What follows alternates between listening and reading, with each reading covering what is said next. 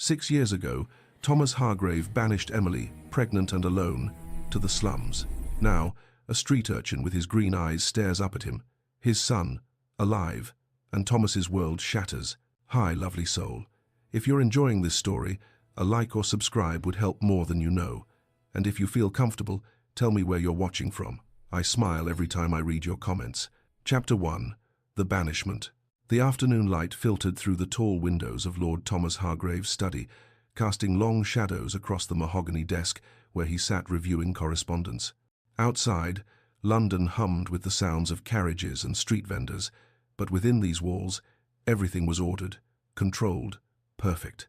Thomas picked up the latest letter from Lord Blackwood, reading it for the third time that day. The railway investment opportunity was extraordinary, a chance to secure not just his financial future, but to cement his position among London's most influential men. Blackwood's words were carefully chosen.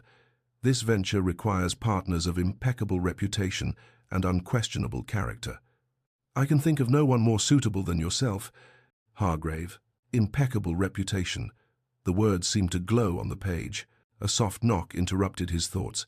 "Come in," he called, setting the letter aside. The door opened, and Emily stepped into the study.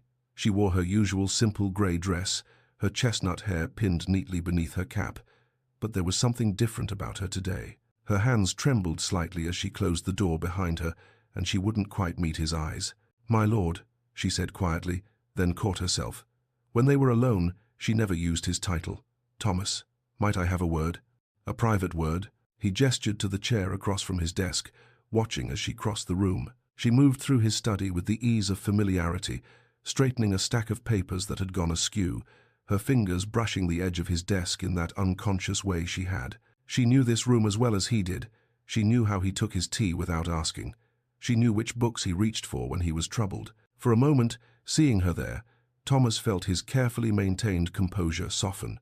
The months of stolen moments, whispered conversations, the way she looked at him as though he were more than just his title, it all rushed back. Then he remembered himself, straightened in his chair, became Lord Hargrave once more. "What is it, Emily?" She sat on the edge of the chair, her hands clasped tightly in her lap. I've been trying to find the right words for weeks now." She took a shaky breath. "There's no delicate way to say this, so I'll simply say it. I'm with child." The words hung in the air between them like a physical thing. Thomas felt the world tilt. His first thought was absurdly practical. How far along? His second thought was of Blackwood's letter, still sitting on his desk. Impeccable reputation. "Are you certain?" His voice sounded strange to his own ears, distant, cold. "Yes."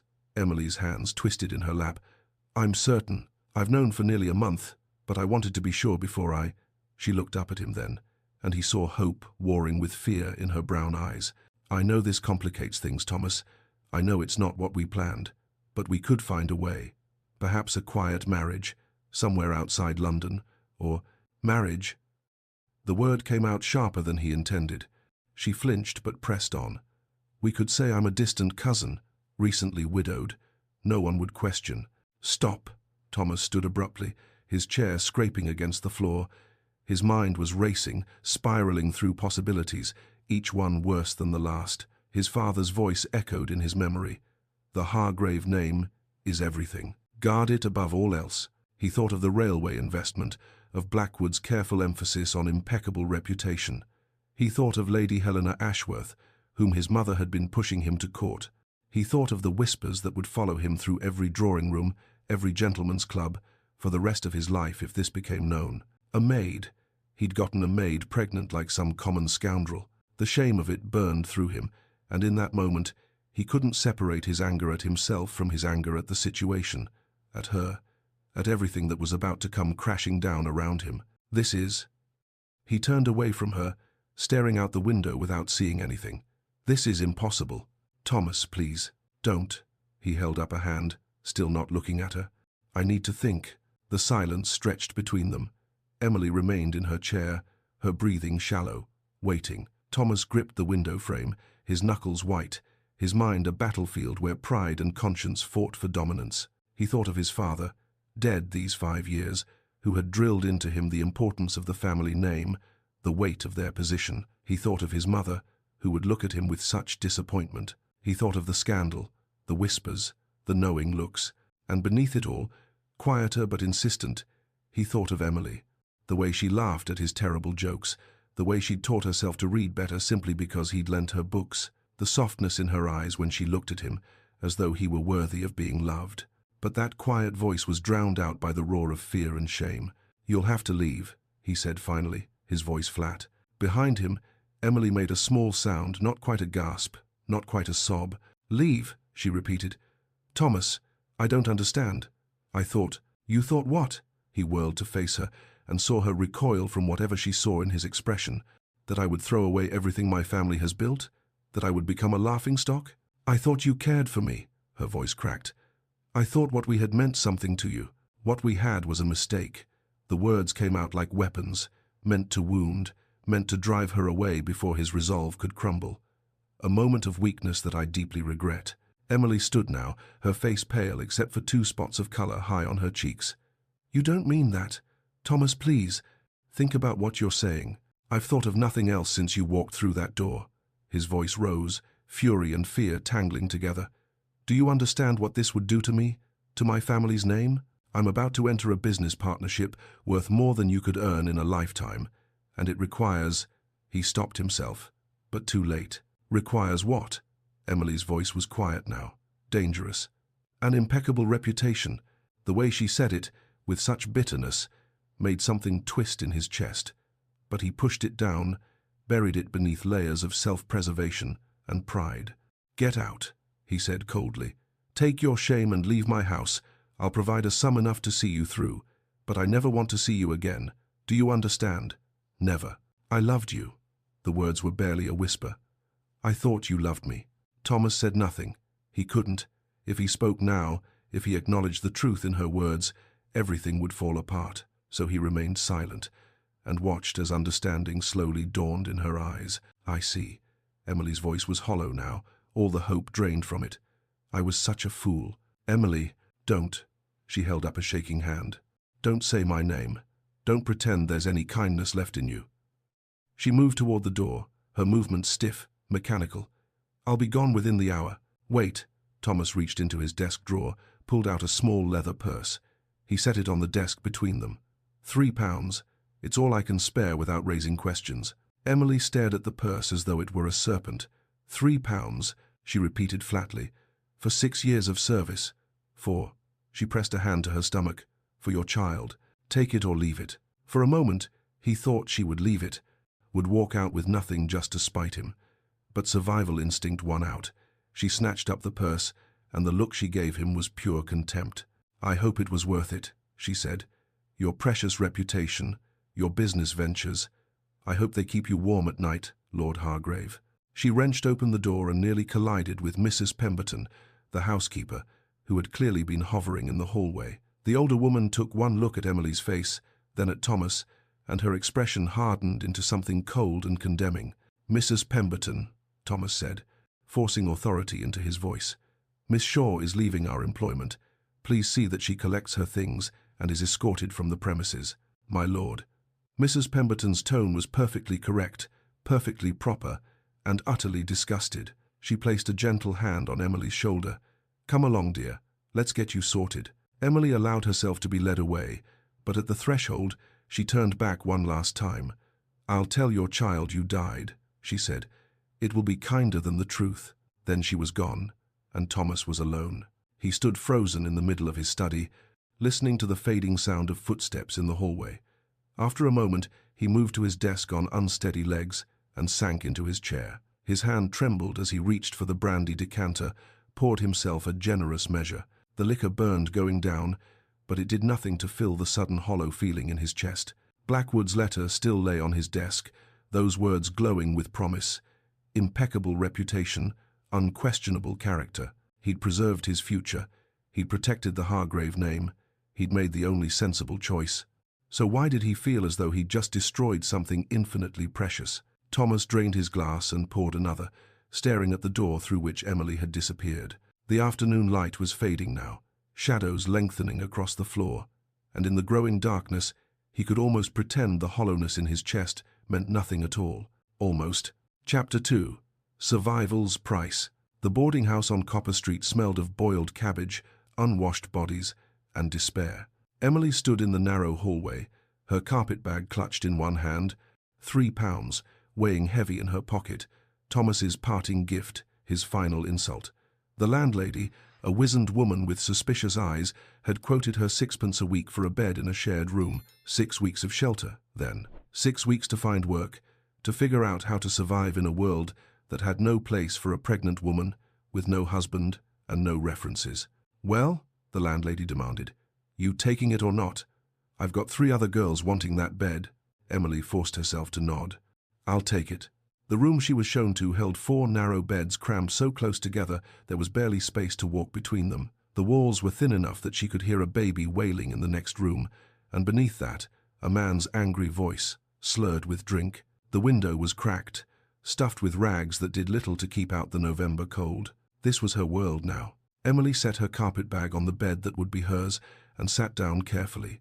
The mattress was thin, lumpy, and smelled of mildew.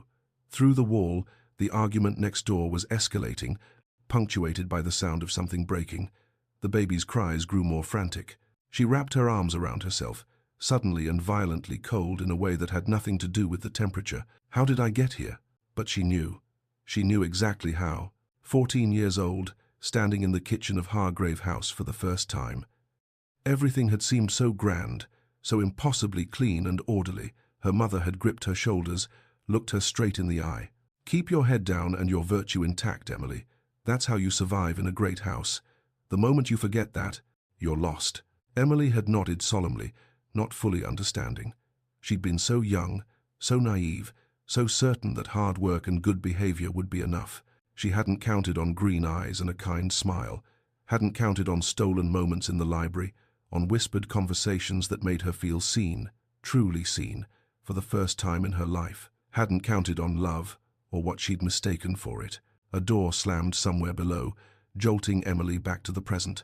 One of her roommates had returned a girl who looked barely older than Emily herself, her face hard, despite her youth. "New, are you?" the girl asked, not unkindly. "First rule, keep your valuables on your person. Second rule, don't ask questions. Third rule, mind your own business and expect everyone else to mind theirs." "Thank you," Emily managed. The girl shrugged and threw herself onto her own bed, asleep within minutes despite the noise surrounding them. Emily lay down fully clothed, pulling the thin blanket up to her chin. The cold seeped through the walls, through the floorboards, into her very bones. In the next room, the baby had finally quieted, but now she could hear a woman coughing, deep and rattling. She pressed her hand against her stomach, still flat, still showing no sign of the life growing within. "I'll find a way," she whispered into the darkness. "I promise you, I'll find a way." The next 3 days were a lesson in humiliation. Emily tried the big houses first, the ones that might need a scullery maid or a laundress, but without references, without anyone to vouch for her character, the housekeepers turned her away before she could even finish explaining. One took in her neat appearance, her proper speech, and narrowed her eyes suspiciously. "What's a girl like you doing without references?" she demanded. "What did you do to get dismissed?" Emily had no answer that wouldn't make things worse. She tried the factories next, the textile mills that were always looking for workers. But the foreman took one look at her, really looked, and she saw recognition dawn in his eyes.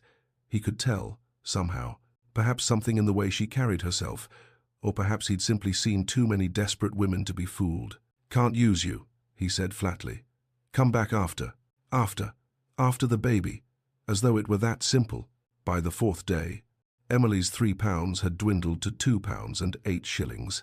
The boarding house took its weekly due.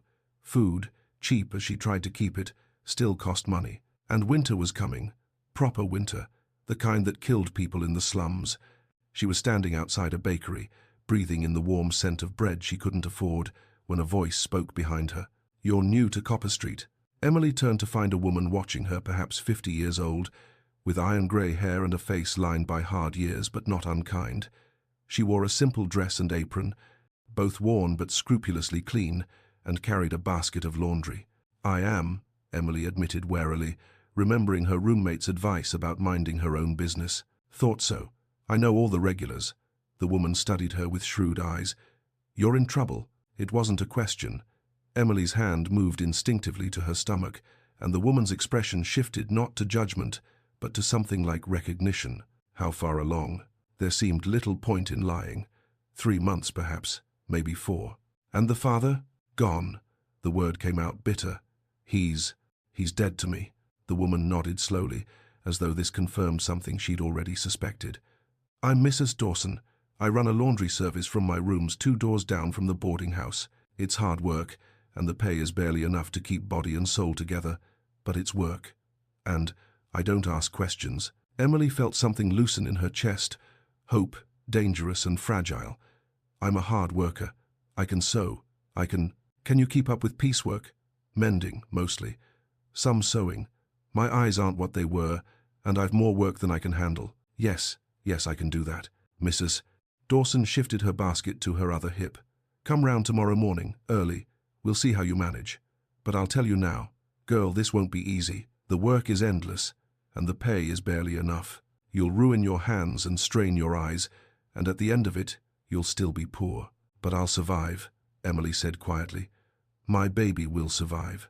Something flickered in Mrs. Dawson's eyes, pain, old and deep. Yes, she said, you'll survive. I'll make certain of it. Mrs. Dawson's rooms were cramped and steamy, filled with the smell of soap and the heat from constantly boiling water. But they were clean, and the work, while backbreaking, was steady. As the days turned into weeks, Emily learned Mrs. Dawson's story in fragments, offered during brief rests between loads of laundry. I had a daughter once, Mrs. Dawson said one afternoon, her hands never stopping their work. Pretty thing, clever, caught the eye of a merchant's son. He promised her the world, and she believed him. Emily's hands stilled on the shirt she was mending. She was 16 when she got pregnant. He denied it, of course. Said she was a liar and a whore. My girl. She didn't survive the birth. The baby neither. Mrs. Dawson's voice was matter-of-fact, but her hands trembled slightly. So, you'll survive, Emily Shaw. You'll survive because I'll make certain of it. I couldn't save my daughter, but I can help you. Emily's throat tightened. I don't know how to thank you. Don't thank me. Just survive. That's thanks enough. As winter deepened and Emily's condition became harder to hide, they worked out a system. Emily would take in mending and sewing that could be done in her room, away from prying eyes. Mrs.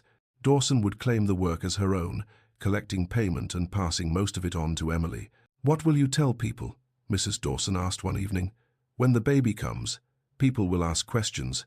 Emily had been thinking about this for weeks, turning it over in her mind during the long hours of sewing.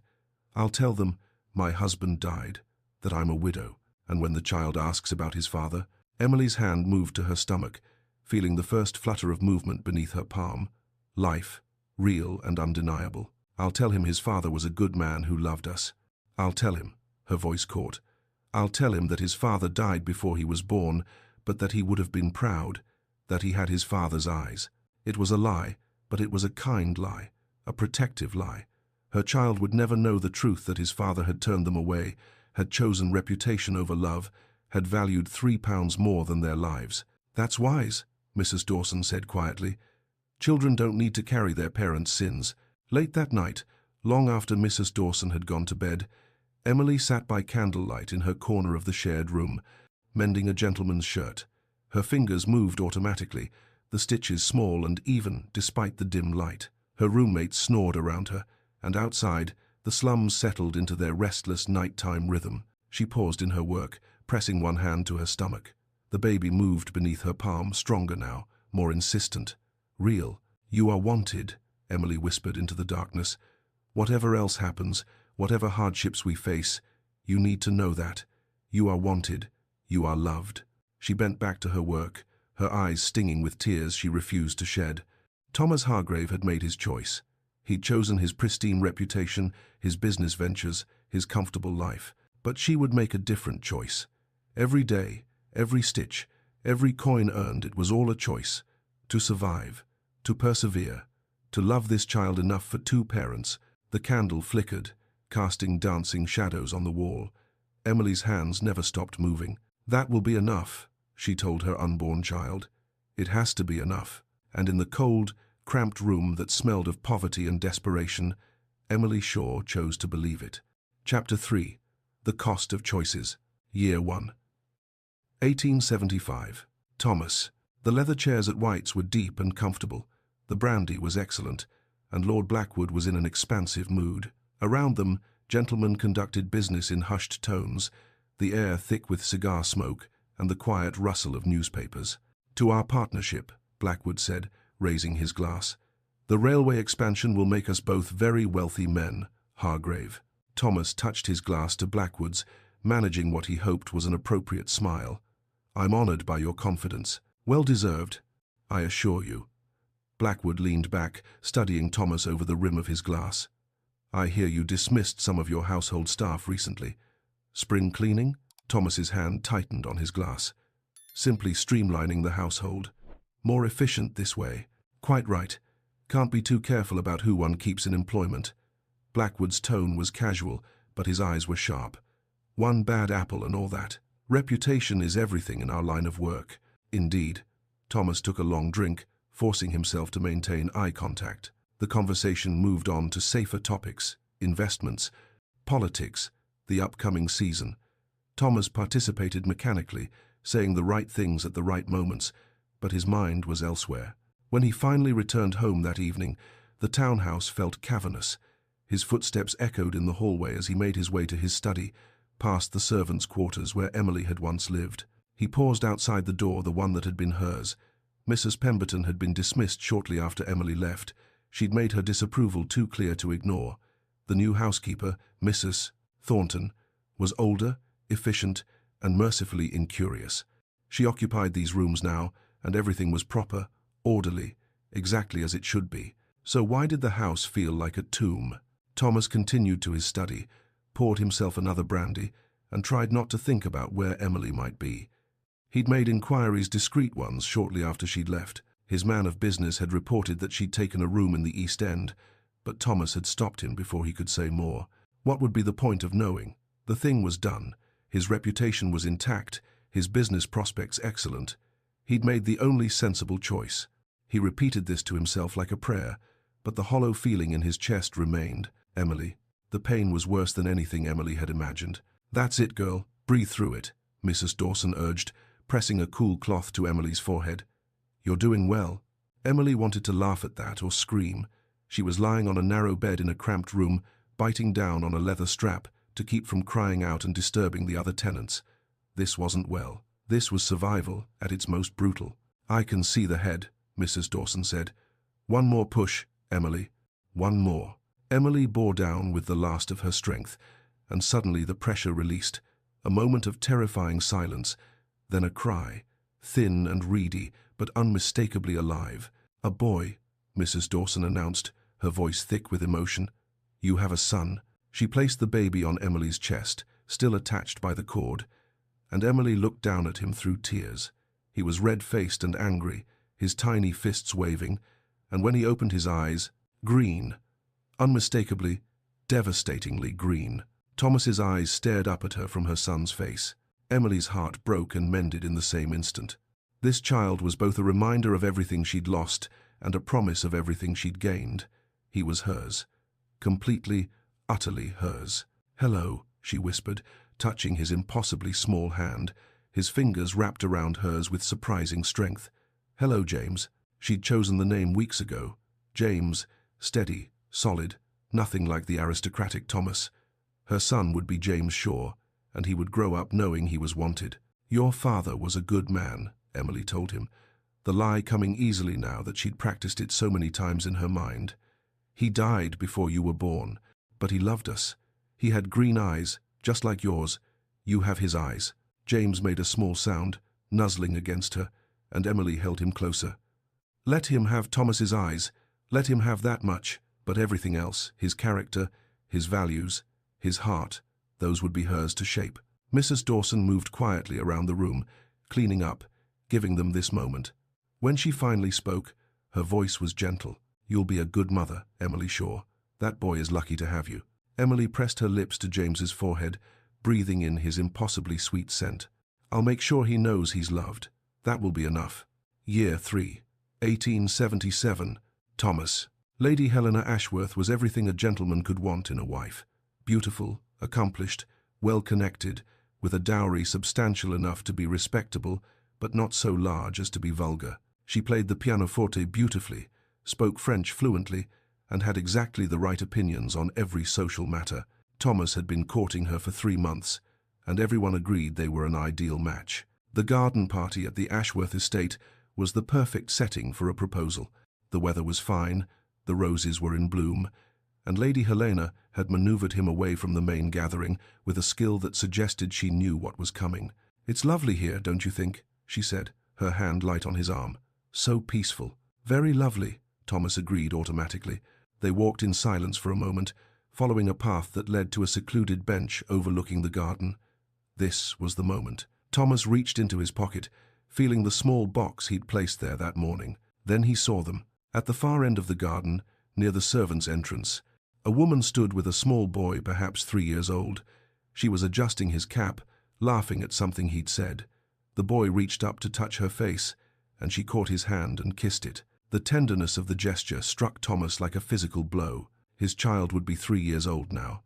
Perhaps a girl with Emily's soft brown eyes, or a boy with Lord Hargrave? Thomas realized he'd stopped walking. Lady Helena was looking at him with concern, and his hand had gone slack on her arm. "Are you quite well? You've gone pale." Thomas's throat felt tight. "Forgive me. I'm not feeling well. Perhaps something I ate." The concern in Lady Helena's eyes shifted to something else, disappointment, perhaps, or suspicion. She was no fool. She'd certainly noticed that while he'd been an attentive suitor, he'd never been an ardent one. "Of course," she said, her tone cooling slightly. "Shall I call for your carriage? I think it best if I return to London. I have some business matters that require attention." It was a transparent excuse, and they both knew it. But Lady Helena was too well-bred to call him on it. She simply inclined her head and allowed him to escort her back to the house. Thomas left within the hour. By the time he reached his country estate, the sun was setting, and he was alone with his thoughts, a state he'd been avoiding for 3 years. That night, he learned that Lady Helena had accepted an offer from Lord Pemberton. The news came with knowing looks and whispered speculation about the peculiar Lord Hargrave, who seemed strangely reluctant to settle down. Let them whisper. What did it matter? Emily. Mr. Davies was a kind man. That was the first thing Emily had noticed about him when she'd started buying her provisions from his shop 2 years ago. He always added a little extra to her order, an extra apple for James, a bit more cheese than she'd paid for. Small kindnesses that made a difference when every penny counted. He'd started asking her to walk with him on Sunday afternoons 6 months ago. Nothing improper, always in public, always respectful. He'd met James and treated the boy with genuine warmth, teaching him to identify different types of produce, slipping him treats when he thought Emily wasn't looking. "He's a bright lad," Mr. Davies had said more than once. "Credit to you." Now, on a mild spring evening, they stood outside his shop after closing, and Mr. Davies was clearing his throat nervously. "Miss Shaw, Emily, I hope you won't think me presumptuous, but I've grown very fond of you, and of young James. I know your circumstances aren't easy, and I would be honored if you would consider becoming my wife." Emily had known this was coming. She'd seen it in the way he looked at her, the increasing frequency of his small kindnesses. Part of her had been preparing for this moment, weighing the practical benefits. Security for James, a father figure, respectability, a real home instead of cramped rooms above a laundry. These were not small things. But as she looked at Mr. Davies's hopeful face, Emily realized something. She didn't love him. More importantly, she didn't need him. 6 years ago, she'd been a frightened girl dependent on a man's whims. Now she was a skilled seamstress with a growing list of clients. She'd built something on her own, small, yes, precarious, certainly, but hers. Independence she'd earned through countless late nights and calloused fingers.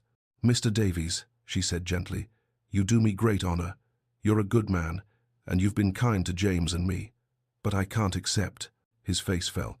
Is it because of James's father? Because I don't care about—" "No," Emily interrupted. "It's not about him. It's about me. I've built a life for myself and my son. It's not much, but it's ours, and I'm not ready to give that up." Mr. Davies nodded slowly, disappointment clear in his eyes, but acceptance too. "I understand. If you ever change your mind. You're a good man, Mr. Davies. You deserve someone who can love you the way you deserve." That evening, Mrs. Dawson found Emily in her usual corner, sewing by lamplight while James slept nearby. "Heard Mr. Davies proposed," Mrs. Dawson said without preamble. "Heard you turned him down. News travels fast. In this neighborhood, always." Mrs. Dawson settled into her chair with a grunt. "Still carrying a torch for him? The father?" Emily's hands stilled on her work. She thought about it honestly. Did she still love Thomas? The sharp pain of his betrayal had dulled to a distant ache. She rarely thought of him anymore, except when she looked at James's green eyes. "No," she said finally.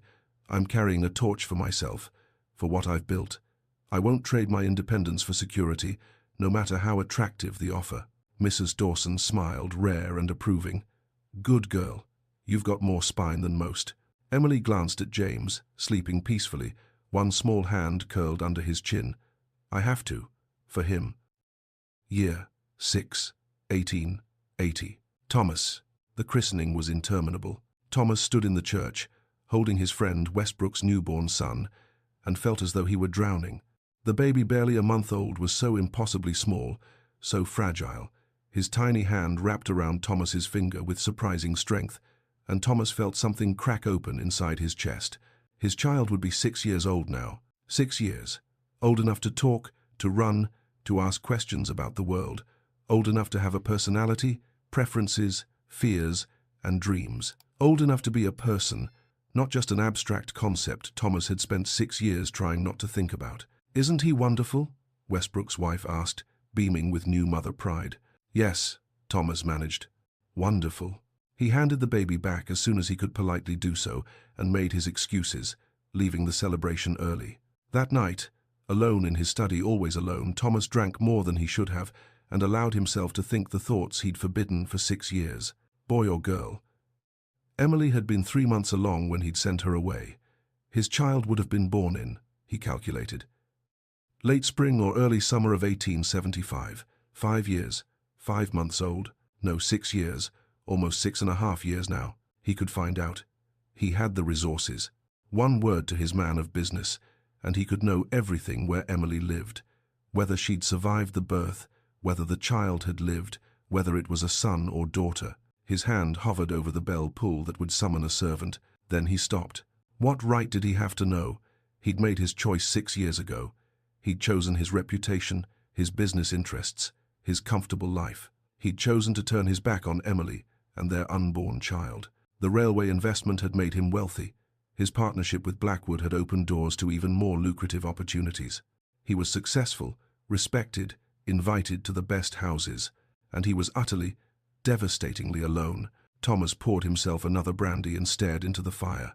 Somewhere in London, his child was growing up without knowing him. Perhaps that was for the best. What kind of father would he have been anyway? What kind of father chooses comfort over responsibility? The hollow feeling that had taken up residence in his chest 6 years ago had grown into a chasm. "Emily." "Ma'am, look. I drew a horse."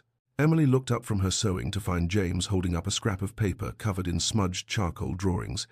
The horses were crude but enthusiastic, all spindly legs and flowing manes. "It's beautiful, love," she said, and meant it. At 6 years old, James was endlessly curious about everything, but horses had captured his imagination completely. He drew them constantly, talked about them incessantly, and stopped to stare at every horse and carriage that passed. "When I'm big, I'm going to have a real horse," James announced, settling beside her with his drawings. "A big black one, like the one that pulled the fine carriage yesterday." "That's a wonderful dream," Emily said, smoothing his unruly brown hair. She'd been teaching him to read using old newspapers Mrs. Dawson collected. James had taken to it immediately, his quick mind soaking up words and sounds with ease that delighted Emily and occasionally unnerved her. He was so bright, so hungry for knowledge. What opportunities might he have had if— No, she wouldn't think about that. James's circumstances were what they were, and she would make the best of them. "Ma'am?" James looked up at her with those devastatingly green eyes. "Why don't I have a papa like the other boys?" The question came periodically, more frequently as James grew older and more aware of what he was missing. Emily had her answer prepared, practiced until it came smoothly. "Your papa loved us very much," she said, pulling James onto her lap. "But he's watching over us from heaven. He died before you were born." "What was he like?" He was. He was handsome and clever. He had green eyes, just like yours, and he would have been so proud of you. James considered this, then seemed to accept it as he always did. But Emily noticed the way he watched other fathers and sons in the street, the longing in his eyes, the questions he didn't ask. That night, after James had fallen asleep, Emily sat by the window of their small room, looking out at the sleeping city. Somewhere out there, Thomas Hargrave was living his comfortable life, probably never thinking about the son he'd abandoned. Did he ever wonder? Did he ever lie awake at night and calculate how old his child would be? Did he feel even a fraction of the regret he should feel? Emily told herself she didn't care. She'd built a good life for herself and James without him. They had a roof over their heads, food on the table, and each other. That was enough. But sometimes, in the quiet hours before dawn, she wondered what might have been if Thomas had made a different choice. Miles away, in a townhouse in Mayfair, Thomas Hargrave lay awake in his empty bed, staring at the ceiling and thinking about a child he'd never met. And in the East End, Emily Shaw held her sleeping son and wondered if the man who'd given him those green eyes ever thought about them at all. They were separated by miles and by choices made long ago, but bound together by the child sleeping peacefully, dreaming of horses and a father he'd never known. Chapter 4. Eyes Like Mirrors. The wheel had thrown itself spectacularly, sending the carriage lurching to one side with a crack that echoed down the narrow street. Thomas's driver had sworn quietly, but Thomas had heard it, and now they were stranded in a part of London Thomas rarely saw, and certainly never visited on foot. "How long to repair it?" Thomas asked, stepping down from the carriage. His driver examined the wheel with a grim expression. "An hour at least, my lord. Maybe 2. There's a wheelwright 3 streets over, but I'll need to fetch him." Thomas looked around at the unfamiliar landscape. They were near the docks, having just concluded a meeting about shipping investments. The business meeting had been in a respectable establishment, but the carriage had carried them deeper into the East End before the wheel gave way. "Go," Thomas said. "I'll wait here." "My lord, perhaps you should wait in the carriage." "I'll be fine. Go." The driver hurried off, leaving Thomas standing on a corner that felt like another world entirely. The street pulsed with life, raucous, chaotic, overwhelming. Street vendors called out their wares, in voices hoarse from constant use. Children darted between adults, playing games Thomas couldn't identify. The smell was overpowering. Unwashed bodies, rotting vegetables, horse manure, and beneath it all, the sharp tang of the river. Thomas felt profoundly disconnected from it all, as though he were watching through glass. This was London too, he knew intellectually, but it bore no resemblance to the London he inhabited. His London was clean streets and quiet parlours, measured words and proper manners. This London was raw survival. He was contemplating finding a tavern to wait in when the commotion started. "Thief! Stop him! Little rat stole from my father's shop." A boy burst through the crowd, clutching a loaf of bread to his chest. He was small, perhaps 6 or 7, with wild brown hair and ragged clothes that had been patched so many times they were more patch than original fabric. But he moved with the confidence of someone who knew these streets intimately, ducking and weaving through the crowd with practiced ease. Behind him, an older boy, perhaps 14, gave chase, red-faced and furious. Thomas watched with detached curiosity as the smaller boy dodged around a fruit cart, slipped between 2 arguing men, and made a sharp turn that would have lost his pursuer if not for... The collision happened so fast Thomas had no time to brace himself. The boy ran directly into his legs with enough force to bounce backward, landing hard on the cobblestones. The bread went flying. Time seemed to slow. The boy looked up, breathing hard, clearly preparing to apologize or perhaps to run again, and Thomas looked down. Green eyes met green eyes. Thomas felt the world tilt. Those eyes, his eyes, the Hargrave green that had been passed down through 5 generations, stared up at him from a face smudged with dirt and too thin by half, but the eyes were unmistakable. Impossible to deny. "Sorry, sir. I didn't mean..." the boy started, scrambling to his feet. Then the older boy caught up, grabbing the smaller one by the collar. "Got you, you little thief." Thomas stood frozen, unable to speak, unable to think beyond the thundering realization. "This is my son. I wasn't stealing." The boy twisted in his captor's grip with impressive determination. "I was buying it. I have money. Look." He dug into his pocket with his free hand and produced 3 pennies, holding them up for inspection. "See? 3 pence for the loaf. That's what your dar charge is. I was going to pay, but you started chasing me before I could." The older boy hesitated, looking at the coins, then at Thomas, who was still staring in dumbstruck silence. Perhaps seeing a gentleman watching made him uncertain of his position. "He still ran," the older boy said, but with less conviction. "Because you were chasing me." The smaller boy wrenched himself free with a final twist and quickly scooped up the fallen bread, brushing it off. "I didn't do nothing wrong."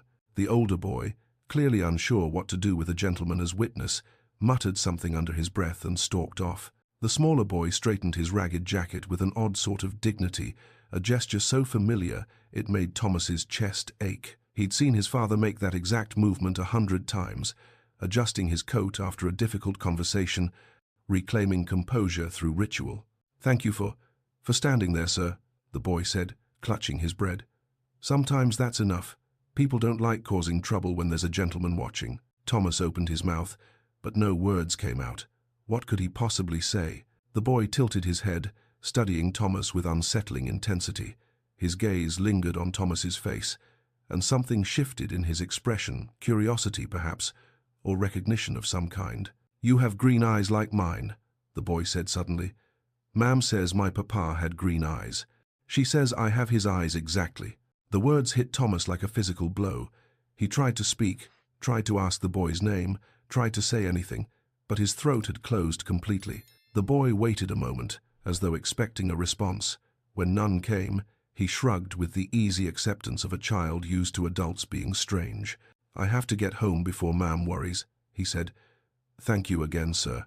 And then he was gone, darting into the crowd with the same practiced ease he'd shown before, disappearing into the churning mass of humanity as though he'd never been there at all. Thomas stood frozen in the middle of the street, staring at the space where the boy had vanished. Around him, life continued, vendors calling, children playing, the city moving in its endless rhythm. But Thomas couldn't move, couldn't breathe, couldn't think beyond the single, shattering realization. My son.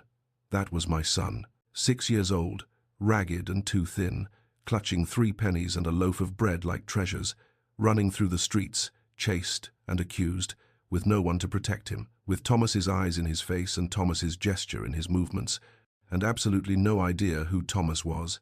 "Ma'am says my papa had green eyes," so Emily had told him, had given their son the truth in that small detail at least. Had she told him Thomas was dead? She must have. What else would she say?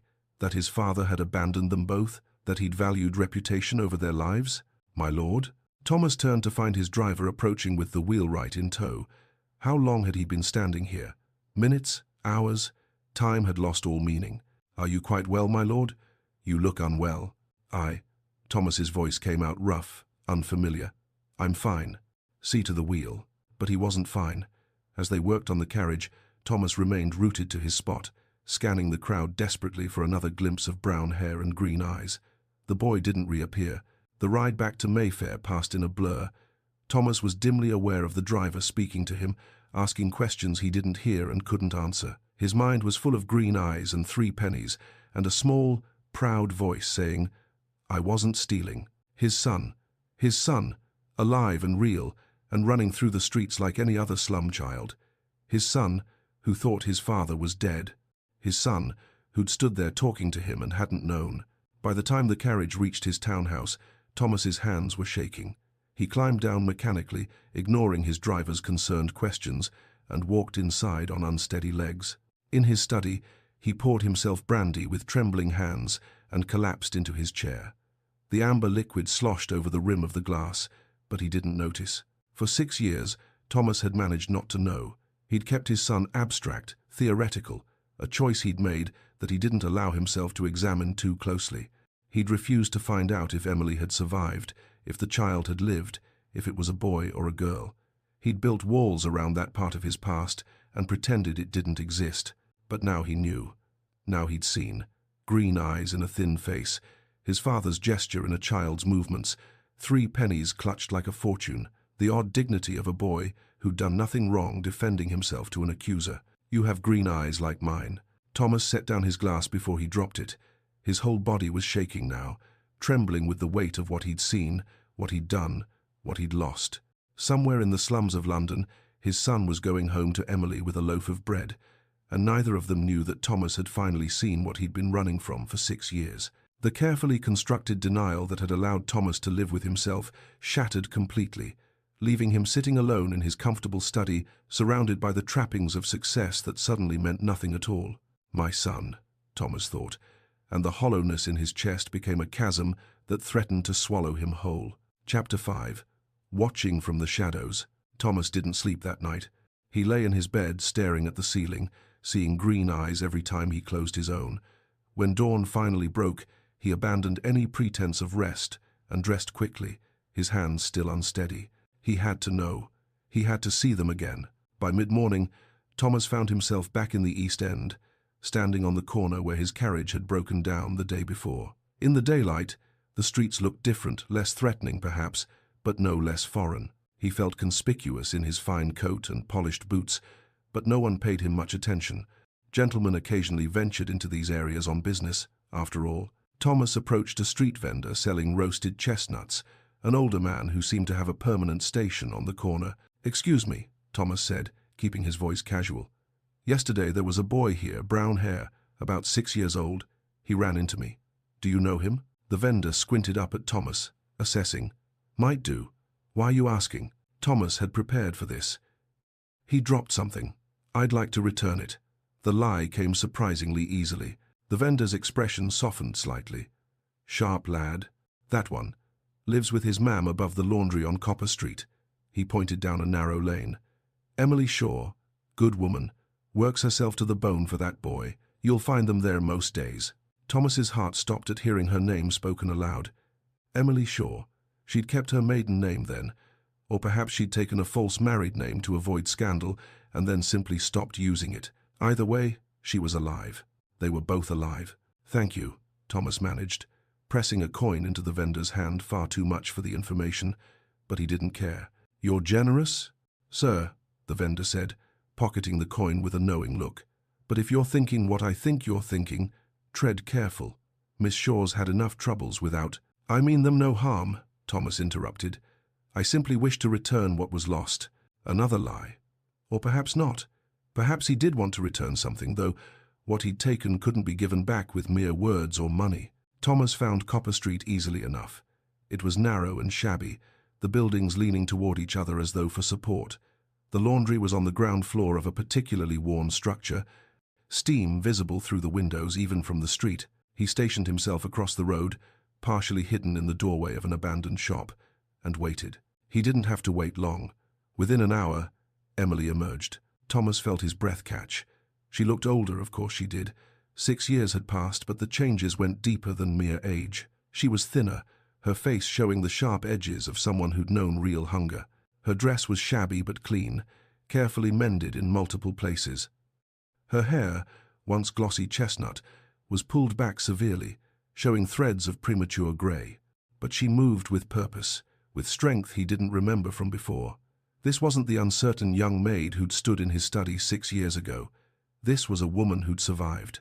Thomas watched her walk down the street, a basket over her arm, and felt shame settle over him like a physical weight. Over the following days, Thomas returned again and again. He hired no investigator this time, couldn't bear to delegate this to someone else, couldn't stand the thought of anyone else knowing. He simply came each morning and watched, drawn by a compulsion he couldn't name or resist. He learned their rhythms. Emily left early for her work. She seemed to do sewing for several households now, not just laundry work. James would emerge later, usually with an older woman Thomas assumed was Mrs. Dawson. The boy would play in the street with other children, inventing elaborate games that seemed to involve a great deal of running and shouting. One afternoon, Thomas watched as James defended a smaller boy from a group of older children. The bullies had cornered the smaller child, clearly intent on taking whatever he had in his pockets. James had inserted himself between them, small and ragged but utterly fearless. "Leave him alone," James said, his voice carrying across the street. "He's half your size. Pick on someone who can fight back." "Like you?" one of the older boys sneered. "If that's what it takes." The older boys had laughed, but something in James's stance, or perhaps the small crowd of adults who'd stopped to watch, made them back down. They'd left with muttered threats, and James had helped the smaller boy up, checking him for injuries with a gentleness that made Thomas's throat tight. The boy had principles, courage, a sense of justice that no one had taught him, because Thomas certainly hadn't been there to do so. Another day, Thomas followed at a distance as Emily and James went to the market. He watched as Emily taught James arithmetic, using apples from a vendor's cart. "If we buy 3 apples at 2 pence each, how much will it cost us?" James's face scrunched in concentration. 2, 4, 6 pence. Exactly right. Emily's face transformed when she smiled at their son, all the hardness falling away, revealing the girl Thomas had known. "You're so clever, my love." "Can we afford 6 pence for apples, ma'am?" "Today we can.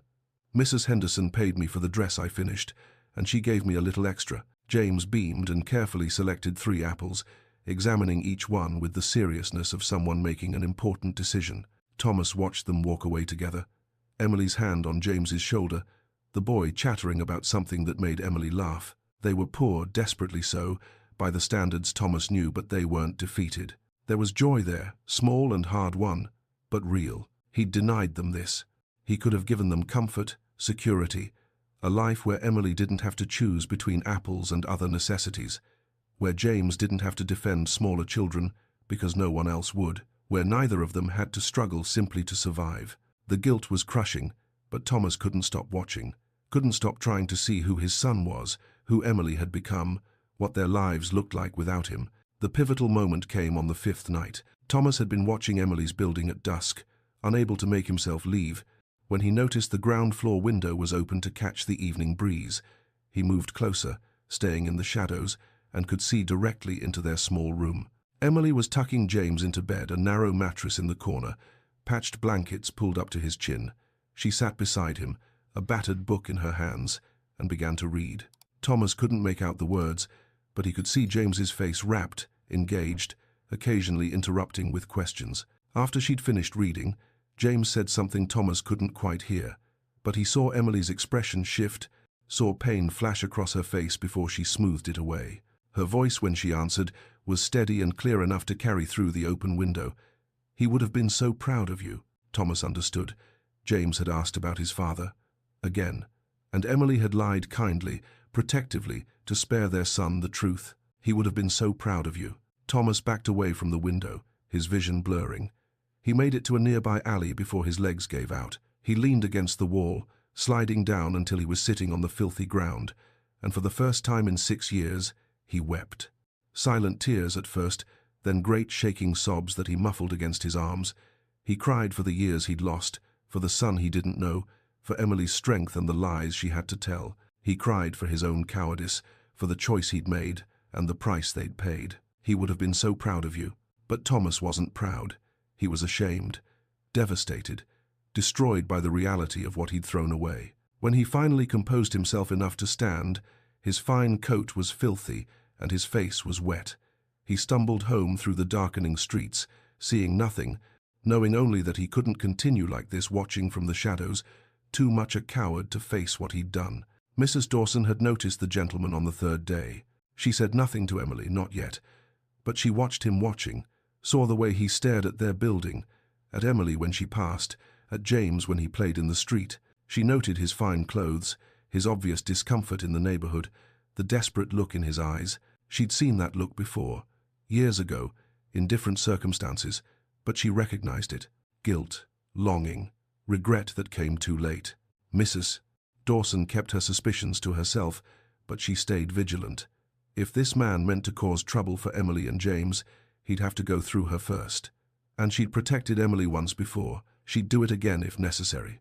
But something in the way the gentleman watched the raw pain in his face when he looked at them made her wonder if trouble was what he intended, or if he was simply a man finally confronting the consequences of his choices. She'd wait and watch, and if he approached Emily or James, she'd be ready. Chapter 6. The Reckoning. Mrs. Dawson waited until James had gone out to play before she spoke. "There's been a gentleman watching the house," she said without preamble, her hands continuing their work folding linens. "Well-dressed, fine coat, expensive boots. He's been here near every day for a week now. I'd wager he's watching for you." Emily's hands stilled on the shirt she was mending.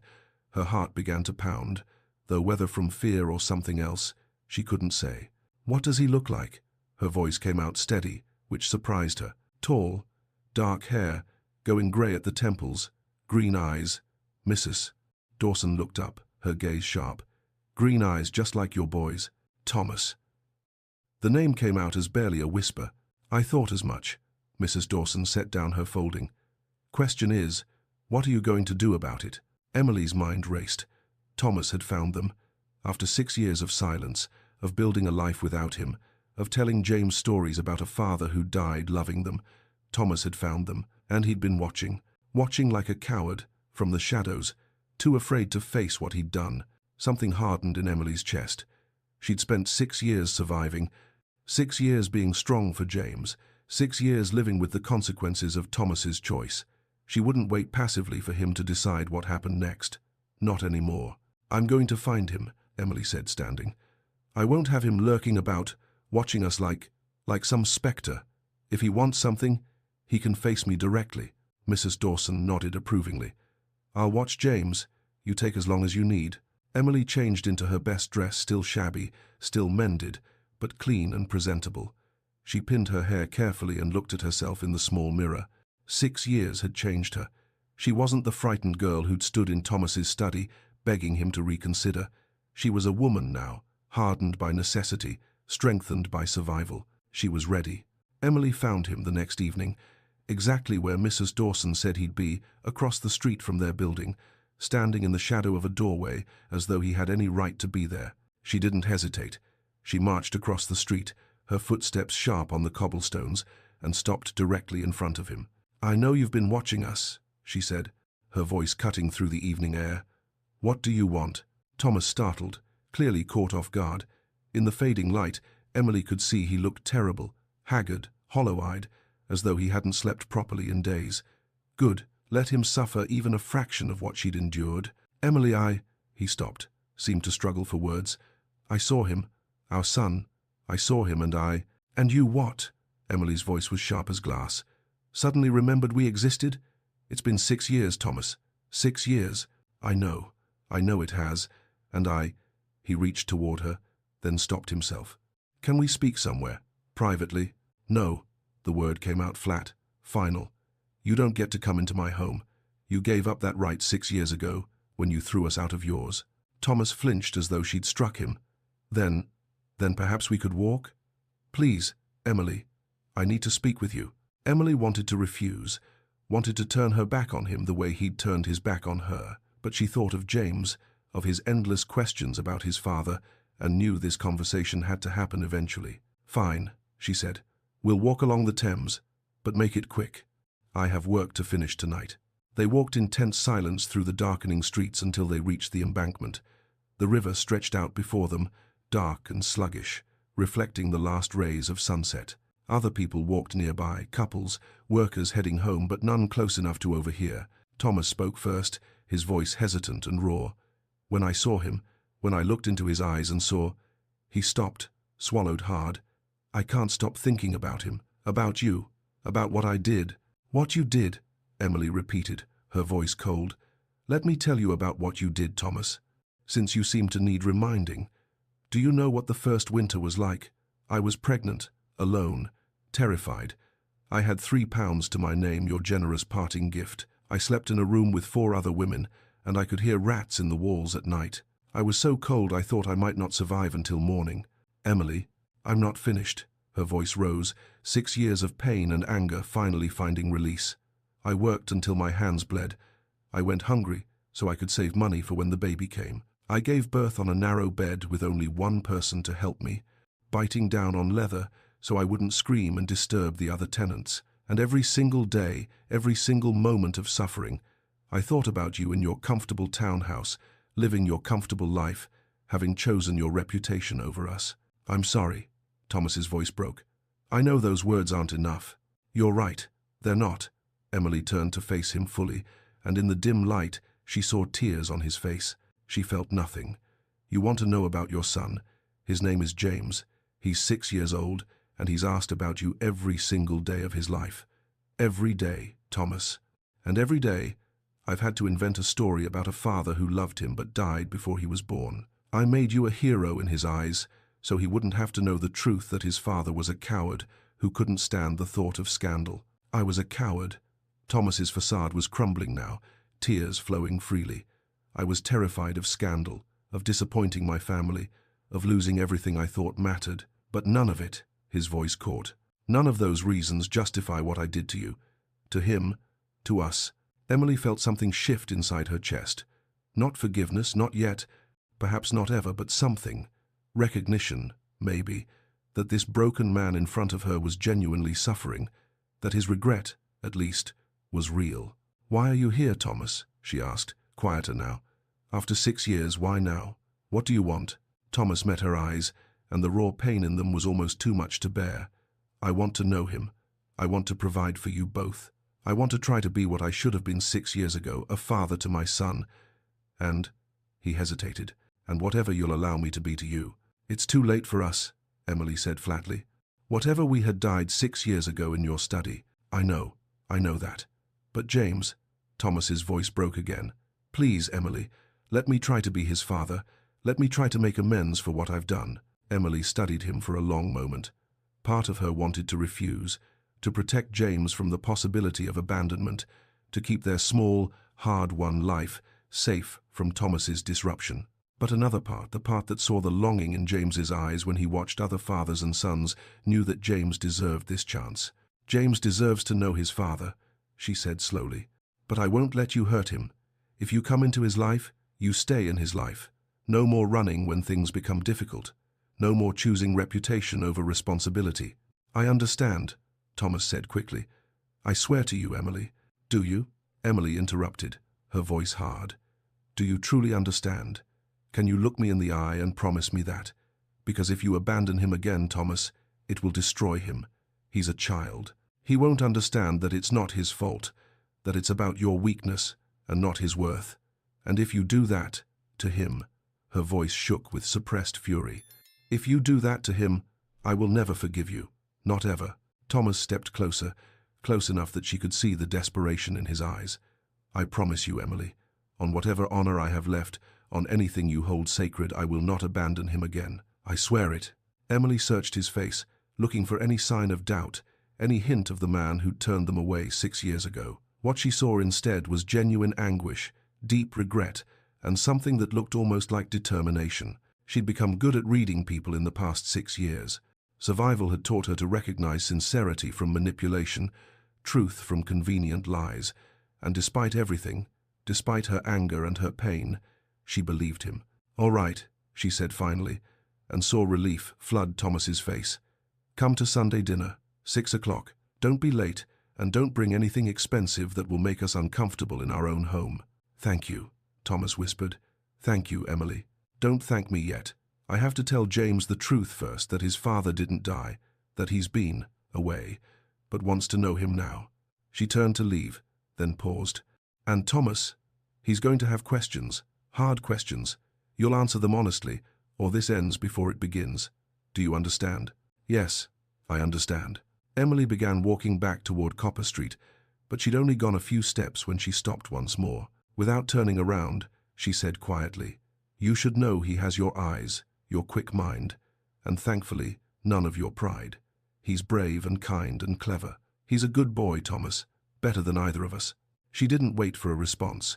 She walked away, leaving Thomas standing alone by the river, and didn't let herself cry until she was back in her own room with the door firmly closed. Mrs. Dawson found her there an hour later, sitting on her bed with her face in her hands. "James is with the neighbor's children," Mrs. Dawson said gently, sitting beside her. "Tell me what happened." Emily told her everything, the confrontation, the conversation, the agreement she'd made. When she finished, Mrs. Dawson was quiet for a long moment. "Are you sure about this?" she finally asked. "It's a risk, letting him back into your lives." "I know," Emily said, "but I can't keep telling James his father is dead when he's alive and wants to know him. James deserves that chance, even if it terrifies me." "And what about you? What do you deserve?" Emily thought about that. What did she deserve? Certainly not the years of struggle she'd endured, but perhaps not revenge either. Perhaps just closure, understanding, a chance for James to know his father without the shadow of lies between them. "I deserve to see him try," Emily said finally, "to see if he means what he says. And if he fails," she lifted her chin, Then at least James will know I tried to give him a father, and Thomas will know exactly what he's thrown away. Again, Mrs. Dawson squeezed her hand. You're stronger than I was, Emily Shaw. My daughter never got the chance to confront her child's father. You've given him the truth, and now we'll see what he does with it. Emily nodded, but inside, she was trembling.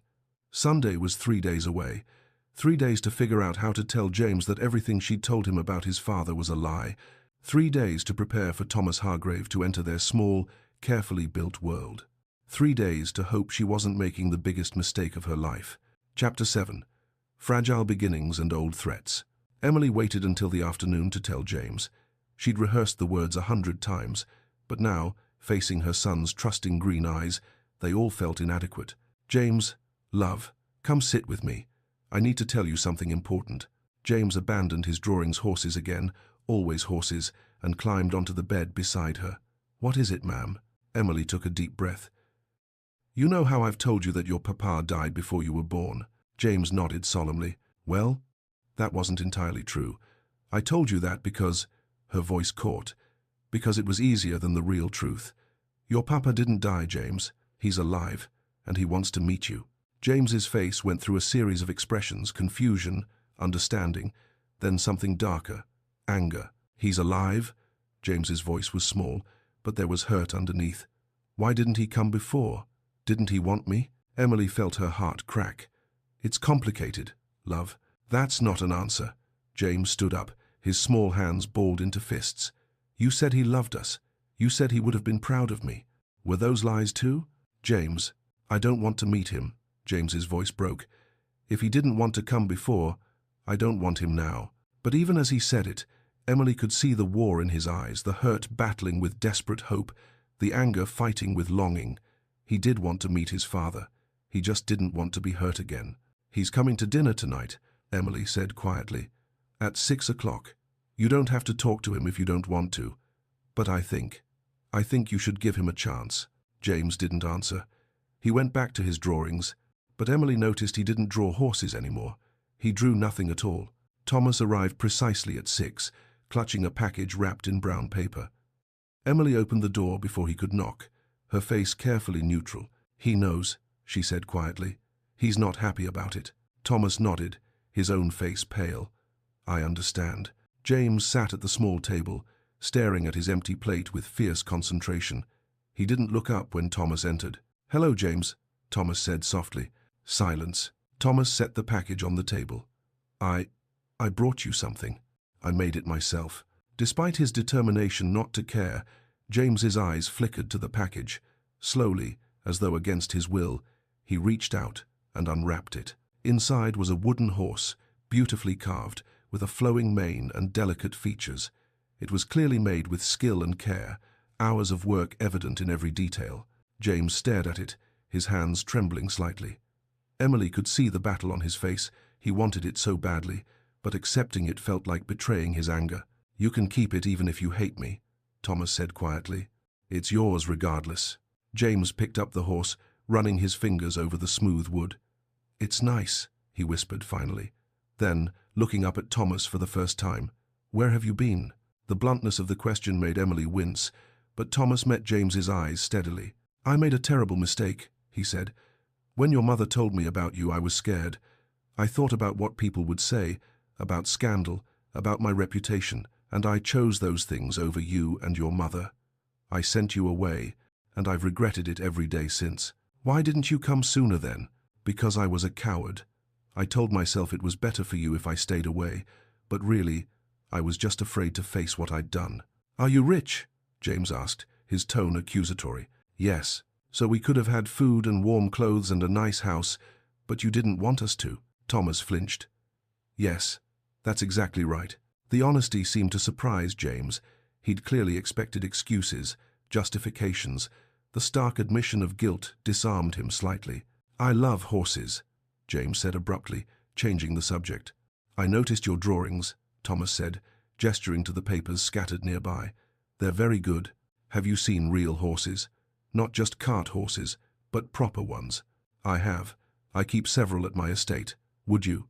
Thomas hesitated. Would you like to see them sometime? James's eyes lit up despite himself. Really? Really? Whenever you'd like." The dinner that followed was stilted, awkward, but not hostile. James asked more questions, some innocent, some designed to wound. Thomas answered all of them honestly, never making excuses, never trying to minimize his failures. By the end of the evening, James hadn't forgiven Thomas, but he'd accepted the horse, and when Thomas said goodbye, James offered a tentative, "See you tomorrow?" that made Thomas's eyes suspiciously bright. "If that's all right with your mother," Thomas said, looking at Emily. Emily nodded once, and Thomas left with something that looked almost like hope on his face. Over the following weeks, Thomas became a fixture in their lives. He came every day after his business concluded, bringing small gifts, books, art supplies, sweets that James shared with the neighborhood children. He took James to see the horses, and Emily came along, watching as Thomas lifted James onto a gentle mare. The boys' delighted laughter filled something inside Emily she hadn't realized was empty. In the evenings, Thomas would read to James adventure stories that had the boy hanging on every word.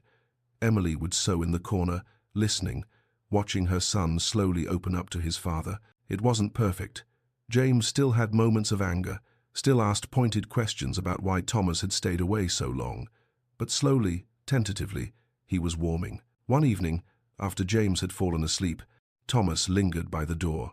"Thank you," he said quietly to Emily, "for letting me know him. He's remarkable." "He is," Emily agreed. Then softer, "And he's mine, Thomas, remember that." "I know. I'm not trying to take him from you. I just want to be part of his life." Emily studied Thomas in the lamplight. He looked different than he had 6 years ago, older, yes, but also humbler, less certain of his place in the world, perhaps even better for it. "Don't make me regret this," she said. "I won't, I promise." Emily wanted to believe him. Watching James with Thomas, seeing her son's face light up when his father arrived, made her want to believe. But a small, cautious part of her remained vigilant, waiting for the other shoe to drop. It dropped 3 days later. Thomas arrived at the gentlemen's club for what he'd thought was a routine meeting, only to find Lord Blackwood waiting with a smile that didn't reach his eyes. "Hargrave, good of you to come." "Blackwood." Thomas took the offered seat, unease prickling at the back of his neck. "I've been hearing interesting rumors," Blackwood said, swirling his brandy. "About a street urchin. About visits to the slums. My business partners and I have invested significantly, based on your reputation, Hargrave. Imagine my concern when I hear such whispers." Thomas's blood ran cold. "I don't know what you're referring to." "Don't insult my intelligence," Blackwood's voice hardened. "I have investigators. The boy is 6 years old, interesting timing that. And the mother, Emily Shaw, formerly Emily Shaw, your maid, dismissed rather suddenly 6 years ago." Thomas said nothing. What could he say? "Here's what's going to happen," Blackwood continued. "There's a new railway expansion opportunity in Manchester, highly lucrative. You're going to withdraw your interest in it, let me take the lead position, and this unfortunate situation remains private. Or," he paused for effect, "or I ensure every drawing room in London knows about your bastard son." Thomas felt the familiar fear grip him, the same fear that had made him turn Emily away 6 years ago. Scandal, ruin, social death. "I need time to think," he managed. "You have 24 hours. Choose wisely, Hargrave." Thomas left the club in a daze, Blackwood's words echoing in his head. By the time he reached home, his old instincts had taken over. Protect yourself. Protect your position. Minimize the damage. He spent the night calculating. He could give Emily a substantial sum, enough to buy a house in Cornwall, or even book passage to America. James could attend a good school, have a comfortable life, be free from the stigma of illegitimacy, and Thomas could maintain his place in society. It was generous, really, practical, the best solution for everyone.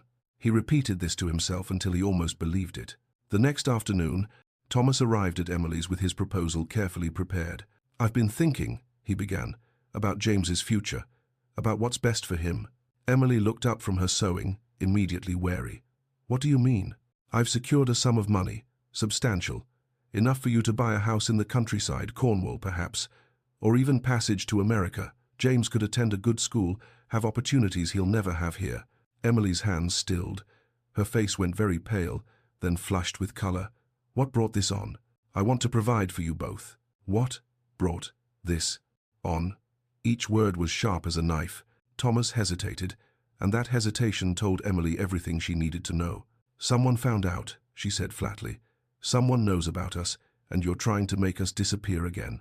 "It's not like that." "It's exactly like that." Emily stood, her voice rising. "So, when it becomes difficult, you banish us again. When it threatens your precious reputation, we're disposable again. I'm trying to protect you both. From what? From scandal? From embarrassment? No, Thomas." Her voice shook with fury. "You're trying to protect yourself." From the next room, James had gone very still, listening to every word. "Emily, please, if you'd just listen. Get out." Her voice was deadly quiet now, which was somehow worse than the shouting. "I was a fool to trust you. You haven't changed at all. Emily, you made me a promise." Now she was shouting, tears streaming down her face. "You looked me in the eye and swore you wouldn't abandon him, and at the first sign of trouble, here you are. Trying to send us away with money like that makes it acceptable." She moved toward him, and Thomas backed toward the door. "Get out of my home. Get out and don't come back. Please, just let me explain." Emily physically pushed him, her hands against his chest, toward the door. "Get out! Get out! Get out!" Thomas stumbled into the hallway. The door slammed behind him, and he heard Emily's sobs through the thin wood, followed by Mrs. Dawson's voice, comforting. In the room, James sat frozen, clutching the wooden horse Thomas had made him. He'd heard everything, every word. He understood now. His father was ashamed of him. When it mattered, Thomas had chosen his reputation again. That night, James crawled into bed with Emily, something he hadn't done since he was very small. "I don't need a papa, ma'am," he whispered. "We're fine, just us. We've always been fine." Emily held him tightly, her heart shattering. "I'm so sorry, love. I'm so sorry." Miles away, Thomas stood in his study, staring at himself in the mirror, the same mirror where he'd stood 6 years ago after sending Emily away. The same coward looked back at him. He poured himself brandy but found he couldn't drink it. He set the glass down and sank into his chair, head in his hands. What kind of man was he? At the first test, he'd failed again.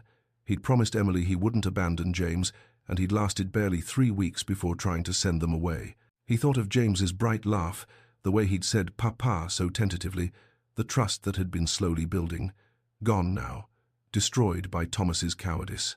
He thought of Emily's strength, her willingness to give him a chance despite everything he'd done to her, and he'd betrayed that trust again. And he thought of Blackwood, of society, of reputation, the things he'd chosen over his family. Twice. The choice crystallized in Thomas's mind with sudden, painful clarity. He could have his comfortable life, his business partnerships, his place in society, or he could have his soul. He could not have both. For 6 years, he'd chosen comfort, and it had cost him everything that mattered. The question was, would he make the same choice again?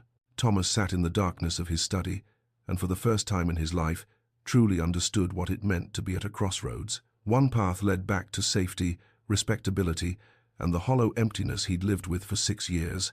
The other led somewhere terrifying and uncertain but real. He had until tomorrow to decide who he wanted to be. Chapter 8. The Public Reckoning. The Ball. The Bellingham Ball was the pinnacle of the social season, a glittering affair where London's elite gathered to see and be seen, to conduct business in silk-lined corners, to secure advantageous marriages and profitable partnerships. The ballroom blazed with 1,000 candles, crystal chandeliers casting prismatic light across jewels and polished floors. Thomas Hargrave arrived late, dressed impeccably in black evening wear, but something about him was different. His eyes, usually guarded and distant, were clear, determined. He moved through the crowd with the air of a man who had made a decision and would not be swayed from it. Lord Blackwood spotted him immediately and approached with a smile that didn't reach his eyes. "Hargrave, glad you've come to your senses. I've begun the Manchester paperwork with your withdrawal. Smooth transition, minimal fuss. Well done for being reasonable about this unfortunate business." Thomas met Blackwood's gaze steadily. "You've misunderstood, Blackwood. I'm not withdrawing." The smile vanished from Blackwood's face. "I beg your pardon? I said I'm not withdrawing from the Manchester investment, nor from any of our other partnerships, for that matter." Blackwood's expression hardened. "Then you understand the consequences? You understand what I'll be forced to do?" "I do." Thomas's voice was calm, almost serene. "In fact, I'm counting on it." Before Blackwood could respond, Thomas moved away, leaving the older man staring after him with dawning fury. In the servants' corridor below stairs, Emily was arranging refreshments on silver trays. Mrs. Dawson worked beside her, having brought Emily along for the evening work. The Bellinghams paid well, and Emily needed every shilling she could earn, especially after the rupture with Thomas. "You didn't have to come tonight," Mrs. Dawson said quietly. "I know it's difficult, being here among all this." Emily shook her head. "The money's good, and I won't let pride starve my son." She'd been working in mechanical silence, trying not to think about the opulent world just above her head, the world Thomas inhabited, the world she'd briefly thought might have room for her and James. She'd been a fool. Then she heard the commotion from the ballroom. Raised voices, a sudden hush in the conversations. "What's happening?" one of the other servants asked, craning to see. Emily found herself moving toward the servants' entrance to the ballroom, drawn by something she couldn't name. Through the doorway, she could see the glittering crowd, and in the center, Thomas and Lord Blackwood, taking the floor with false solemnity. "Friends," Blackwood announced, his voice carrying through the suddenly silent ballroom, "I must raise a matter of moral importance. We trust those in our circles to uphold certain standards. When someone fails those standards, when someone proves himself unworthy of the confidence we've placed in him—" "Lord Blackwood is quite right," Thomas interrupted, stepping forward. "And I have failed those standards." The ballroom erupted in whispers. Emily's hand flew to her mouth. What was he doing? Thomas's voice cut through the murmurs, clear and steady. 6 years ago, I committed an act of profound cowardice. A young woman who trusted me, who worked in my household, told me she was carrying my child. And I turned her away. The whispers grew louder. Emily felt tears streaming down her face, but she couldn't look away. I gave her a pittance, £3, and banished her to the streets, because I was more concerned with reputation than with basic human decency. I chose my comfort over her survival. I chose my social position over my own child. The crowd was shocked into silence now, every eye fixed on Thomas. "My son's name is James," Thomas continued, his voice growing stronger. "He is 6 years old, bright, kind, and brave, everything I was not. His mother is Miss Emily Shaw, a woman of far greater character than I have ever possessed. She has raised our son in poverty while I lived in comfort. She has worked herself to exhaustion while I attended balls like this one. She has been both mother and father to a child I abandoned." Emily was sobbing now, her hand pressed to her mouth to muffle the sound. Mrs. Dawson had moved beside her, a steadying hand on her shoulder. "I do not seek your forgiveness or understanding," Thomas said, addressing the room at large. "I seek only to acknowledge them publicly and to make amends for the suffering I have caused. James is my heir. He will inherit my estate, my titles, and my name if he chooses to accept them. As for your business ventures, Lord Blackwood," he turned to face the older man directly, "I withdraw from all partnerships with you, not because you forced me to, but because I choose my son over profit. I choose my family over business." He turned back to the crowd, and Emily could see the emotion in his face, raw, unguarded, real. "Many of you are parents. You understand the love one feels for a child. I denied myself that love for 6 years out of pride and fear. I won't deny it any longer, regardless of the cost." The ballroom had erupted into chaos, shocked conversations, scandalized gasps, a few scattered murmurs that might have been approval. Blackwood's face was purple with rage. "You're a fool, Hargrave. You've destroyed yourself for a bastard and a—" "Finish that sentence," Thomas said, his voice dropping to something cold and dangerous, "and I will call you out. That woman is worth 100 of you, and that boy is my son. My son." The crowd didn't know how to react. Some faces showed disgust, others showed grudging respect. Most showed pure shock. The scandal would be talked about for years. Thomas walked through the crowd, which parted before him like water. He moved through the entrance hall, and then he stopped, turned. His eyes found the servants' corridor, where Emily stood frozen. For a long moment, they simply looked at each other across the distance that separated their worlds. Thomas crossed to her, heedless of the watching eyes. "I don't expect you to forgive me," he said quietly, "but I needed you to know I chose you, both of you, finally." Then he was gone, walking out into the night, leaving his old life behind. Emily stood trembling in the doorway, tears streaming down her face, unable to process what had just happened. Mrs. Dawson squeezed her shoulder. "Come on, girl. Let's get you home." The aftermath. The next morning, Thomas's world had fundamentally changed. His breakfast table was covered with letters, nearly all of them unpleasant. business partners writing to sever their arrangements, friends politely distancing themselves, his club informing him that his membership was under review, pending investigation into matters of moral character. He read them all with a strange sense of detachment. Each one was a bridge burning, a door closing, a piece of his old life falling away, and he felt lighter. His solicitor, Mr. Pemberton, arrived mid-morning, wringing his hands nervously. "My lord, the scandal is extensive. Every drawing room in London is talking about last night. Your financial position remains stable, your investments are sound, your properties secure, but your social position," he trailed off delicately, "is ruined," Thomas finished calmly. "I understand. Some are calling you mad. Others are saying you were coerced, that there must be some explanation beyond. There is no other explanation. I did exactly what I said I did, and I'm not ashamed of it anymore." Thomas looked up at his solicitor. "Draw up the papers to establish a trust for James. A substantial one, include provisions for his education, his future, and for Emily's security. I want them both provided for, regardless of what happens to me." Mr. Pemberton made notes, his expression carefully neutral. "Very good, my lord. And, forgive me for asking, but do you intend to marry Miss Shaw?" "I intend to ask her," Thomas said quietly, "but I don't expect her to accept. Not now, perhaps not ever.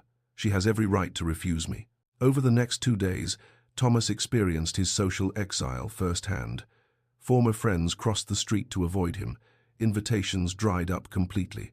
Lady Ashworth, now Lady Pemberton, gave him a look of such contempt when their paths crossed that he felt it like a physical slap. But there were surprises too. Lord Westbrook, his friend who'd had the christening, stopped him on the street. "Hargrave, I heard about the ball." Thomas braced himself for condemnation. "That took courage," Westbrook said quietly. "More than I think I'd have, in your position. The boy's lucky to have you fighting for him now." It was the first kind word Thomas had received in 2 days, and it nearly undid him. Thomas didn't go to Emily immediately. He knew she needed time to process what had happened, to decide what it meant, if anything. He'd made his grand gesture, but he understood now that grand gestures weren't enough. It was the daily choice to show up, to be present, to choose family over comfort. That was what mattered. So he waited, working with his solicitor to secure James's future, and tried not to hope too much. On the 3rd day, Emily came to him. Mrs. Pemberton showed her into the study with a nod of approval. The housekeeper had heard what Thomas had done at the ball, and her opinion of him had shifted considerably. Thomas rose when Emily entered, his heart pounding. She looked tired, her face drawn, but there was something different in her eyes. Not forgiveness, exactly, but perhaps consideration. "Mrs. Dawson says I'm a fool if I don't at least hear you out," Emily said without preamble. She said men rarely change, but when they do, it's foolish to punish them for becoming better. "I don't deserve," Thomas began. "No, you don't," Emily interrupted. "But perhaps that's not the point anymore. I've spent 6 years being angry, Thomas. 6 years carrying that hurt, that betrayal, and I'm tired. I'm so tired." She sat in the chair across from his desk, the same chair she'd sat in 6 years ago when she'd told him about the pregnancy. But everything was different now. They were different. "What you did at the ball," Emily's voice was soft. "You know you've destroyed your reputation." "My reputation was built on a lie," Thomas said simply. "Let it burn. People are talking, saying terrible things about you, about us. Let them talk." Emily studied him for a long moment. "James heard us arguing. The night you came with that proposal to send us away. He heard everything. He thinks you're ashamed of him." Thomas felt as though he'd been struck. "Then I need to tell him the truth. May I? Please. You understand this isn't about grand gestures anymore." Emily's voice was intense now. "It's not about public declarations or trust funds or any of that. It's about showing up, day after day, being present even when it's difficult, even when it's boring, even when there's no one watching to applaud you for it." "I understand," Thomas said. "I can't undo the past, Emily. I can't give you back those 6 years, can't erase the suffering I caused. But I can choose differently now. I can be the man I should have been from the beginning. Let me try, please." Emily was quiet for so long that Thomas thought she might refuse. Then, slowly, she nodded. "I won't marry you," she said. "Not now, perhaps not ever. I've built a life on my own terms, and I won't lose that. I won't become Mrs. Thomas Hargrave and disappear into your shadow. I'm not asking you to, Thomas said quickly. I'm asking only for the chance to be James's father, and perhaps to earn your trust again, in time, however long it takes. Emily stood, and for a moment, Thomas thought she was leaving. Instead, she moved to the window, looking out at the street below. Come to dinner tomorrow evening, she said finally. 6 o'clock. And Thomas, when you tell James you're not ashamed of him, mean it, because he'll know if you don't. Children always know. I will. I do mean it. Emily nodded once and left, leaving Thomas alone with the first real hope he'd felt in days. New beginning. Thomas arrived at Emily's rooms precisely at 6 the next evening, his hands trembling slightly as he knocked. Emily opened the door. He's in the other room. He knows you're coming, but he won't look at me, won't talk about it. Thomas stepped inside, and there was James, sitting in the corner with his arms wrapped around his knees, the wooden horse Thomas had carved, sitting forgotten nearby. Thomas crossed the room and knelt to James's level, making himself small, non-threatening. I need to tell you something important, Thomas said gently. You heard me and your mother arguing the other night. You heard me talking about sending you away. James didn't respond, but Thomas saw his shoulders tense. You think I don't want people to know about you, that I'm ashamed of you, aren't you? James's voice was small, broken. You wanted to send us away where no one would see us. I was afraid, Thomas admitted. A bad man threatened to tell everyone about you, and for a moment, just a moment, I let that fear control me. I thought about making the same mistake I made 6 years ago, choosing my comfort over you. But then I realized something. He reached into his coat and pulled out a newspaper, spreading it on the floor between them. The headline was bold and unmistakable. Lord Hargrave acknowledges illegitimate hire. Look at this, Thomas said. See what it says? I stood up in front of everyone who matters in London society, everyone I was so afraid of 6 years ago, and I told them about you. I told them your name. I told them you're my son and my heir. I told them because I'm proud of you, James. I'm proud you're my son. James picked up the newspaper with trembling hands, staring at the headline. You told everyone? Everyone. And they're angry with me now. They think I'm foolish. Some of them won't speak to me anymore. But I don't care, because nothing is worth losing you. Not money, not reputation, not anything. But why did you want to send us away then? James's voice was still uncertain, still hurt. Thomas took a deep breath. Because I was scared. And when I'm afraid, I sometimes make terrible choices. I did it 6 years ago when your mother told me about you, and I almost did it again the other night. But I'm not going to do it anymore. I'm going to make a different choice now. I'm going to choose you. Every single day, I'm going to choose you.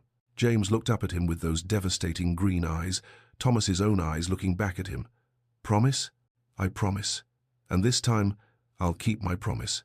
I'll prove it to you, not with words but with actions. Every day, for as long as you'll let me. James was quiet for a long moment. Then, tentatively, can we still go see the horses?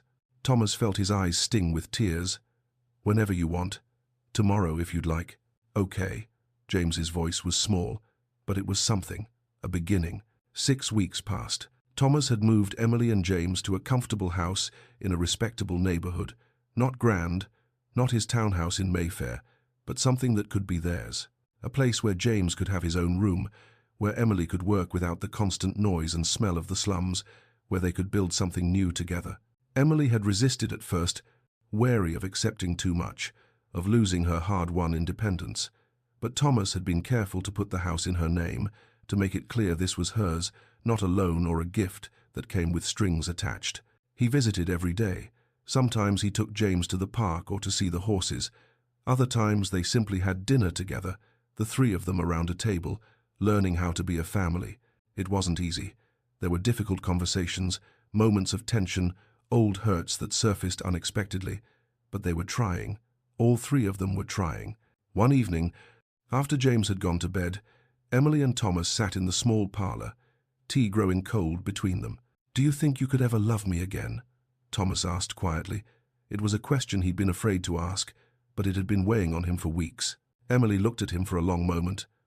I don't know, she said honestly. I think I never stopped, which is perhaps the problem.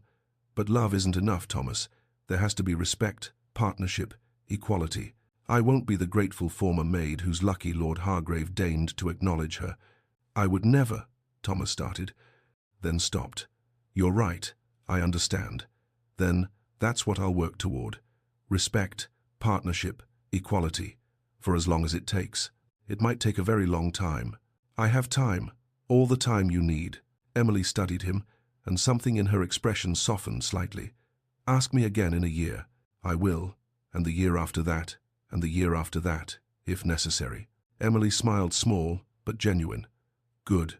The garden behind the house was modest but well kept, with enough space for James to run and play. Early autumn had arrived, painting the world in shades of gold and amber. Thomas arrived to find James racing around the garden, engaged in an elaborate game that seemed to involve sticks as horses and a great deal of running. The boy was talking a mile a minute, narrating his adventure to an audience of no one. Emily sat on a bench near the house, mending clothes in the fading light, watching James with a soft smile. "Papa!" James spotted Thomas and ran over, waving a piece of paper. "Papa, look what I drew." Thomas knelt to examine it, 3 stick figures holding hands, standing in front of a house. The detail was crude, but the meaning was clear.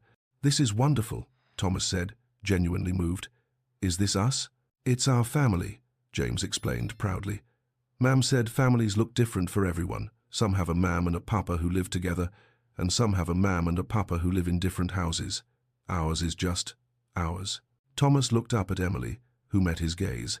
Her expression was complicated, still wary, still cautious, but with warmth underneath. They were getting there. Slowly, painfully, but they were getting there. "Papa, Mam, come help me," James called, already running back toward his game. "I'm building a fort and I need architects. That's people who design buildings," he added importantly. Emily rose, setting aside her sewing. She and Thomas walked toward their son together, not touching, but side by side, sharing the same space, the same purpose. "He forgives easily," Emily said quietly. "Children do." "And you?" Thomas asked, hardly daring to hope. "I'm working on it. Ask me again in a year." "I will. And the year after that, and the year after that." Emily glanced at him, the smallest smile playing at her lips. "Good." They reached James, who immediately put them to work, gathering sticks and leaves for his imaginary fort. The 3 of them knelt in the grass together, and for the first time in 6 years, they were together. A family. Not a perfect family, not a traditional family, but a real one forged through pain, tested by betrayal, built on second chances, and the daily choice to show up, to try, to love despite the hurt. Thomas watched Emily laugh at something James said, saw his son's joy as he explained his elaborate architectural plans, and thought, this is redemption. Not a moment, but a life lived differently. Not a grand gesture, but 1,000 small choices to be present, to be better, to choose love over comfort. The sun was setting, painting the garden in golden light. James's laughter filled the air. Emily's hand brushed Thomas's as they both reached for the same stick, and she didn't pull away immediately. It was enough. For now, it was enough. And tomorrow, Thomas would wake up and make the same choice again. And the day after that, and the day after that, for as long as it took, for the rest of his life. Because this messy, complicated, beautiful family was worth every sacrifice, worth more than reputation, more than comfort, more than anything else in the world. "Higher," James called, pointing to where he wanted them to stack the sticks. "The fort needs to be higher to keep out the dragons." "There are dragons now?" Emily asked, amused.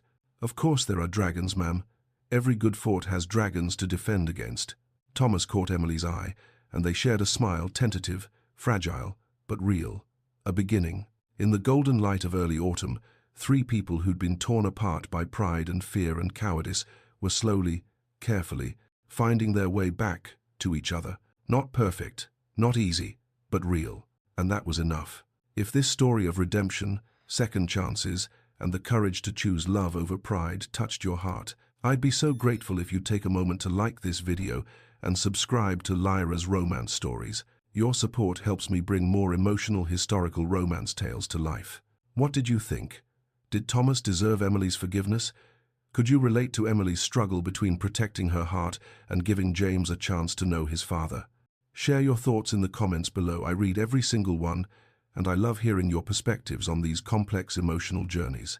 If you enjoyed James's story and want more tales of Victorian romance, betrayal, and hard-won redemption, click the bell icon so you never miss a new story. And if you know someone who loves deeply emotional historical romances about flawed characters finding their way back to each other, please share this video with them. Stories like this remind us that it's never too late to choose differently, to be brave enough to face our mistakes, and to fight for the people we love. Thank you so much for spending this time with Thomas, Emily, and James. Their journey may have ended, but more stories of love, loss, and second chances await. Until next time, may your own story be filled with courage, forgiveness, and love that endures.